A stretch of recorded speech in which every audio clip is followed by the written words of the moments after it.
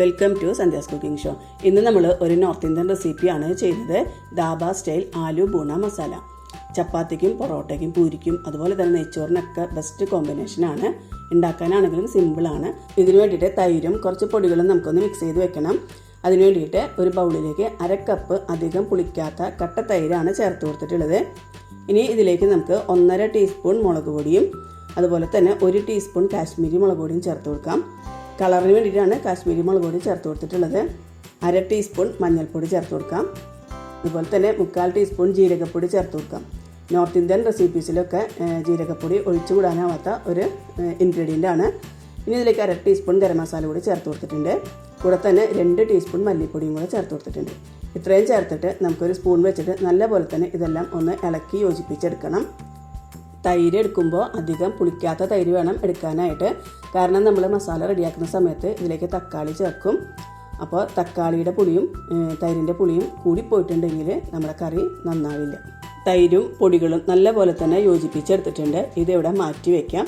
ഇനി നമുക്ക് മസാല തയ്യാറാക്കാനായിട്ട് പാനിലേക്ക് 3 ടേബിൾ സ്പൂൺ സൺഫ്ലവർ ഓയിൽ ഒഴിച്ചു കൊടുത്ത് ചൂടാക്കിയിട്ടുണ്ട്. ഇനി ഇതിലേക്ക് 1 ടീസ്പൂൺ ജീരകം ചേർത്ത് കൊടുക്കാം.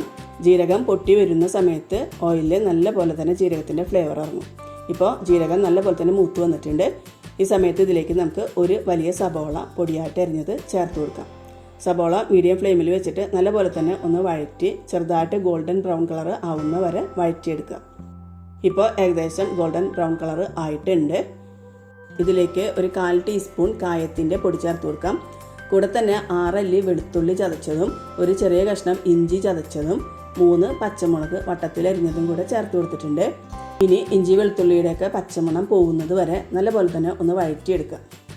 ഇപ്പോൾ ഇഞ്ചി വെളുത്തുള്ളിയുടെയൊക്കെ പച്ചമണം പോയിട്ടുണ്ട്. ഇനി നമുക്കിതിലേക്ക് നമ്മൾ നേരത്തെ തയ്യാറാക്കി വെച്ചിട്ടുള്ള തൈരിൻ്റെ മിക്സ് ചേർത്ത് കൊടുക്കാം. നല്ലപോലെ തന്നെ ഇളക്കി യോജിപ്പിച്ചെടുക്കുക. ഇനി ഇത് എണ്ണ തെളിയുന്നത് വരെ ഒന്ന് വഴറ്റിയെടുക്കുക. ഇപ്പം നല്ലപോലെ തന്നെ വഴറ്റി എണ്ണയൊക്കെ തെളിഞ്ഞു വന്നിട്ടുണ്ട്.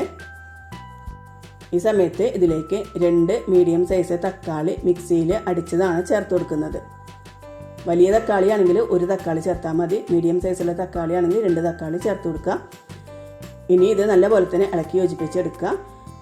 ഇനി ഒരു 5 മിനിറ്റ് മൂടി വെച്ച് നമുക്കൊന്ന് കുക്ക് ചെയ്തെടുക്കാം. അപ്പോഴേക്കും തക്കാളിയൊക്കെ വെന്ത് നല്ലപോലെ തന്നെ എണ്ണ തെളിഞ്ഞു വരും. ഇപ്പോൾ നമ്മൾ കുക്ക് ചെയ്തിട്ട് ഒരു 5 മിനിറ്റ് ഒക്കെ ആയിട്ടുണ്ട്. തക്കാളിയും വഴന്ന് നല്ലപോലെ തന്നെ എണ്ണയൊക്കെ തെളിഞ്ഞു വന്നിട്ടുണ്ട്. ഇനി ഇതിലേക്ക് നമുക്ക് 1/4 കപ്പ് ചൂടുവെള്ളം ചേർത്ത് കൊടുക്കാം. സെമി ഗ്രേവിയിലുള്ള ഒരു കറിയാണ്. ഒരുപാട് ലൂസായാൽ കറിക്ക് ടേസ്റ്റ് ഉണ്ടായിരിക്കില്ല. ഇനി ഇതിലേക്ക് പാകത്തിന് ഉപ്പ് ചേർത്ത് കൊടുക്കാം. നല്ലപോലെ തന്നെ മിക്സ് ചെയ്തെടുത്തിട്ടുണ്ട്. ഇനി മസാല എല്ലാം നല്ലപോലെ ഒന്ന് യോജിച്ച് വരാനായിട്ട് ഒരു 3 മിനിറ്റ് മീഡിയം ഫ്ലെയിമിൽ വെച്ച് മൂടി വെച്ച് കൊടുക്കാം. ഇപ്പോൾ മസാലയൊക്കെ നല്ലപോലെ തന്നെ യോജിച്ച് ഗ്രേവി ഒന്ന് തിക്കായി വന്നിട്ടുണ്ട്. ഇത് ഞാൻ ചെറിയ അടുപ്പിലേക്ക് ഏറ്റവും ലോ ഫ്ലെയിമിൽ വെച്ച് കൊടുക്കുന്നുണ്ട്. ഇനി നമുക്ക് കുറച്ച് വെജിറ്റബിൾസ് ഒന്ന് സോട്ട് ചെയ്തെടുക്കണം.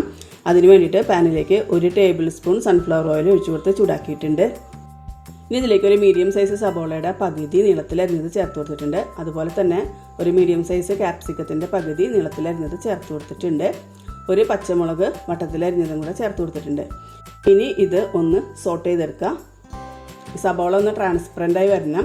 അതുപോലെ തന്നെ ക്യാപ്സിക്കത്തിൻ്റെ ക്രഞ്ചിനെസ് ഒന്നും പോകരുത്. ഇപ്പോൾ സബോളയൊക്കെ ട്രാൻസ്പെറൻ്റായി വന്നിട്ടുണ്ട്.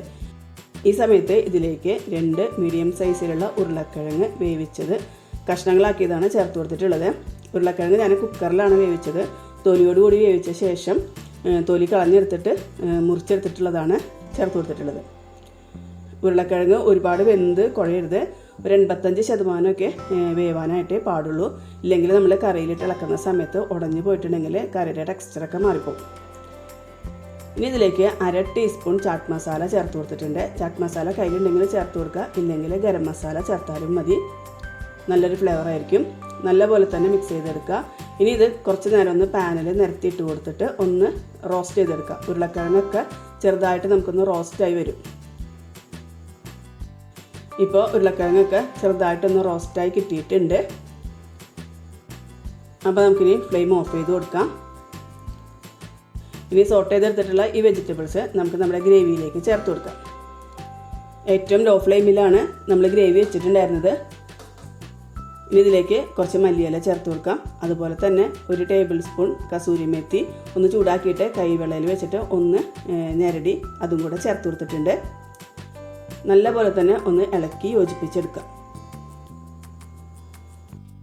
മസാലയൊക്കെ ഈ വെജിറ്റബിൾസിൽ ഒന്ന് പിടിക്കാനായിട്ട് 2 മിനിറ്റ് നമുക്കിതൊന്ന് മൂടി വെച്ച് കൊടുക്കാം. ഇപ്പോൾ മസാലയും വെജിറ്റബിൾസും നല്ലപോലെ തന്നെ യോജിച്ച് എണ്ണയൊക്കെ തെളിഞ്ഞിട്ടുണ്ട്. ഇനി ലാസ്റ്റിൽ കുറച്ചും കൂടെ മല്ലിയില ചേർത്ത് കൊടുക്കാം. ഫ്ലെയിം ഓഫ് ചെയ്ത് കൊടുത്തിട്ടുണ്ട്. അപ്പോൾ ദാബ സ്റ്റൈല് ആലു ബൂണ മസാല റെഡി ആയിട്ടുണ്ട്. നോർത്ത് ഇന്ത്യൻ റെസിപ്പീസ് ഇഷ്ടപ്പെടുന്നവർക്ക് ട്രൈ ചെയ്യാൻ പറ്റിയിട്ടുള്ള നല്ലൊരു ഡിഷാണ്. എല്ലാവരും ഒന്ന് ട്രൈ ചെയ്ത് നോക്കുക. എല്ലാവർക്കും ഇഷ്ടമാവും. വീഡിയോ ഇഷ്ടപ്പെട്ടാൽ നമ്മുടെ ചാനലൊന്ന് സബ്സ്ക്രൈബ് ചെയ്ത് സപ്പോർട്ട് ചെയ്യുക, ലൈക്ക് ചെയ്യുക, കമൻറ്റ് ചെയ്യുക, ഷെയർ ചെയ്യുക.